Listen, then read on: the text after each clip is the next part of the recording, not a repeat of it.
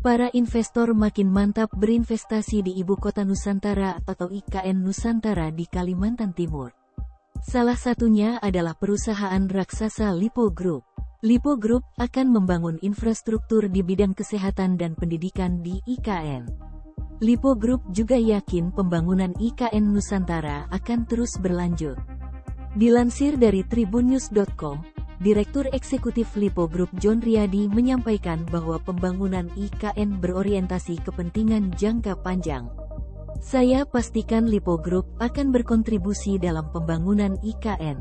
Lipo telah berkomitmen untuk berperan aktif dalam program jangka panjang ini, kata John melalui keterangan tertulis di Jakarta, Selasa, tanggal 11 Juli tahun 2023. Ia mengatakan, total anggaran untuk pemindahan ibu kota negara dari Jakarta ke IKN adalah sebesar Rp466 triliun, yang akan dipenuhi melalui APBN sebesar Rp89,4 triliun, Rp253,4 triliun dari kerjasama pemerintah dan badan usaha, KPBU, dan swasta sebesar Rp123,2 triliun.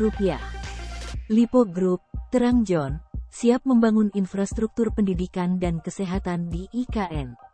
Alumnus Ilmu Politik dan Ekonomi pada Georgetown University, Amerika Serikat, AS, menyatakan bahwa keputusan itu ditempuh Lipo Group menyusul konsistensi pemerintahan Presiden Jokowi dalam pengambilan keputusan, khususnya terkait momentum untuk mengeksekusi pembangunan IKN. Dikatakan, mega proyek pembangunan IKN membutuhkan anggaran besar, namun kinerja perekonomian nasional sangat baik. John mengungkapkan bahwa pada tahun 2022, produk domestik bruto, PDB, per kapita secara nasional tumbuh sebesar $4.783 AS. Inflasi per Mei tahun 2023 terjaga di angka 4%, dan rasio utang luar negeri terhadap PDB juga stabil di kisaran 30,1% pada triwulan I 2023. Pekerjaan IKN sudah dimulai. Ini pertanda baik, apalagi pemerintah sedang membangun hunian aparatur sipil negara dan Hankam. Kita bisa saksikan, ada 47 tower rumah susun yang dipersiapkan Kementerian PUPR, jelas John. Berdasarkan data Kementerian PUPR, kata John, realisasi anggaran untuk pembangunan infrastruktur IKN adalah sebesar Rp24,16 triliun sejak 2020 hingga Maret tahun 2023. Dan, sebanyak 76 paket pekerjaan infrastruktur yang disiapkan pemerintah senilai Rp62,7 triliun untuk periode tahun 2020 sampai tahun 2024. Apa yang dikhawatirkan? Pemerintah juga menjamin kelanjutan proyek IKN. Bapak Presiden telah menekan peraturan pemerintah nomor 6/2023 tentang penyusunan rencana kerja dan anggaran yang berlaku sejak Februari tahun 2023. Mari kita dukung langkah strategis pemerintah, tutup John.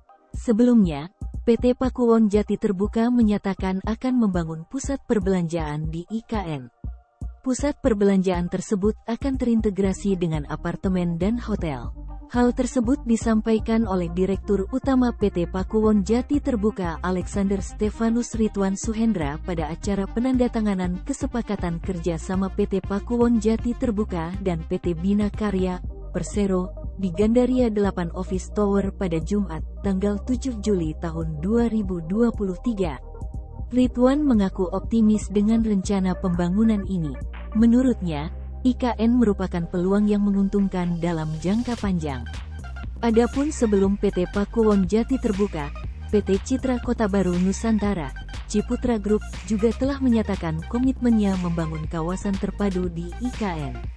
Kawasan terpadu tersebut terdiri dari perumahan, hotel, lapangan golf, MICE, meeting, insentif, conference dan exhibition, dan botanical garden.